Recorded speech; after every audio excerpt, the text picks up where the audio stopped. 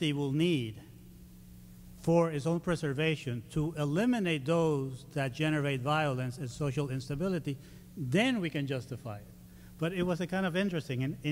In our tradition, we have had both things, kind of strong suspicions about self-defense because it's overly self-interest and egoistic, but a very strong commitment to the preservation of social order and the common good. Second question really arises from that. My impression has been that all three traditions, Judaism, Christianity, and Islam, have evolved a just war tradition, that's our terminology, that is in its general character the same thing. And they've come to the same place. And I'm wondering if that's so. So starting with you, Ismail, can you talk about the just war tradition in Christianity? Yeah, the just war tradition in Christianity developed somewhere between the 4th and 5th century. So it was a kind of late development. Christianity as a religion was born as a pacifist religion, if you can call it that. The reasons for that are multiple. First of all, Christians were persecuted by the state at that time, so they had no sympathy to try to defend the state and even to engage in politics. One of the interesting things about the New Testament that becomes a little appendix after the Hebrew scriptures is that Christians, when they wrote it, were not involved in social issues in any significant way. Most of their energies were invested in building churches to pronounce the existence and works of Christ. At that time, Christians also had a very literal understanding of not killing. That was a divine command, and there was no reason to disregard it. The Jesus figure was perceived as a figure of non-resistance against evil.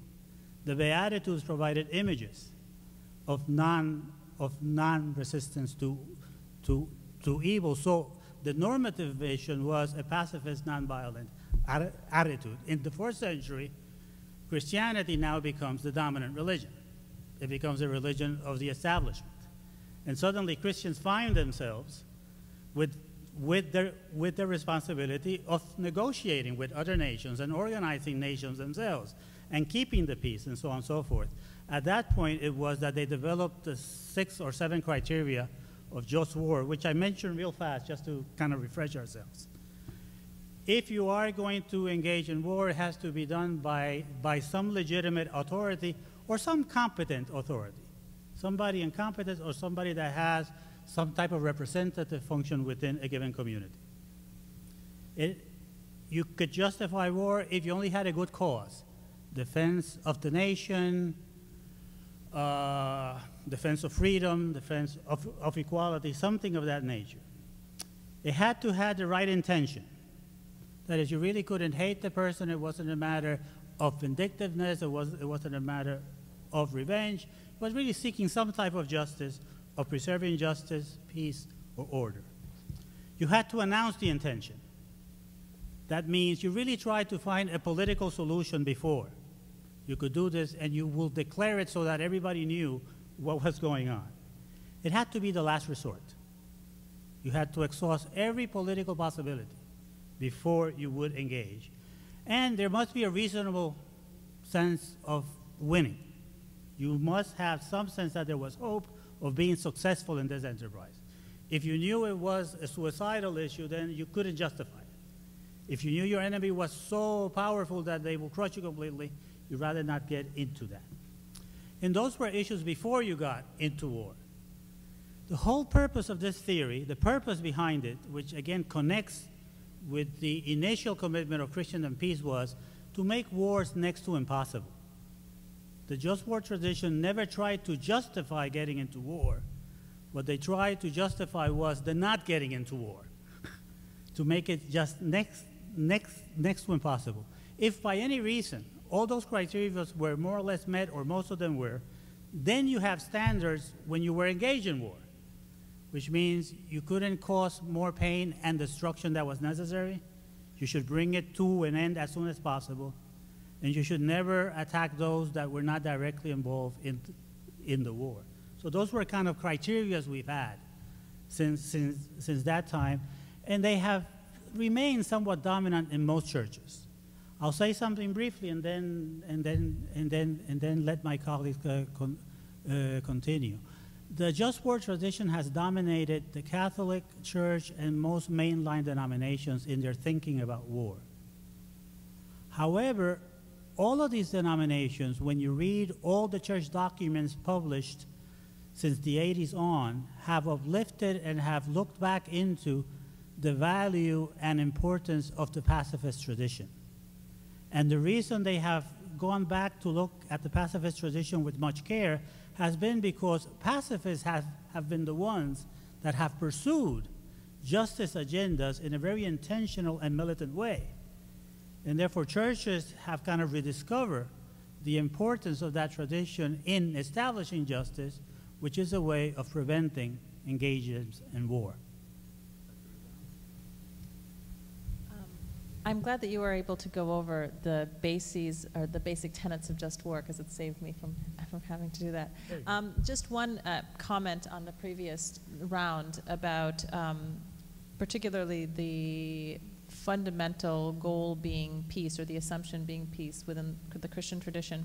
In a way, Islam started off in a completely different set of historical circumstances, and most notably, whereas Christianity was born within this, a state structure that already existed, and one that was very strong and impossible to really go against.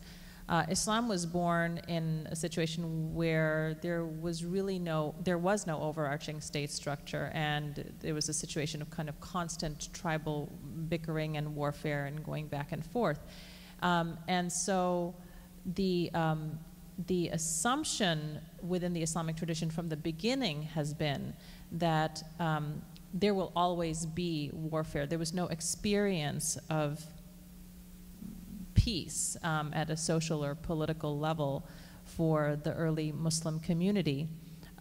So there, it would be fair to say that Islam does not have a pacifist basis. And so what that means, for example, and I find it very interesting that even self-defense had to be argued for within Christian theology, whereas in Islamic theology or law, self-defense was considered the first and foremost right, similar to the Jewish tradition that the rabbi just spoke of. So as a matter of fact, one would have to justify not defending oneself if one were going to set out to argue that that was legitimate. So that's just to kind of point on the previous set of issues. In terms of the tenets of just war theory that were just mentioned, what I'll do is just kind of highlight where classical Islamic jihad theory agrees and disagrees with some of those tenets. So if we start with the idea that the reason for going to war must be just in and of itself, and that one must have the right intentions, and also that just reasons mean that the military action should have as its objective the prevention of impending violence against persons, we could say that that idea of a just reason or a right intention coincides with Islamic jihad theory because it legitimates defensive fighting.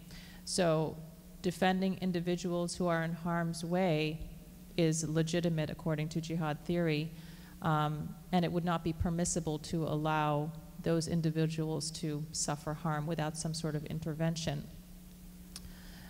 Classical jihad theory, however, legitimated a wider area of defensive fighting in that it was also considered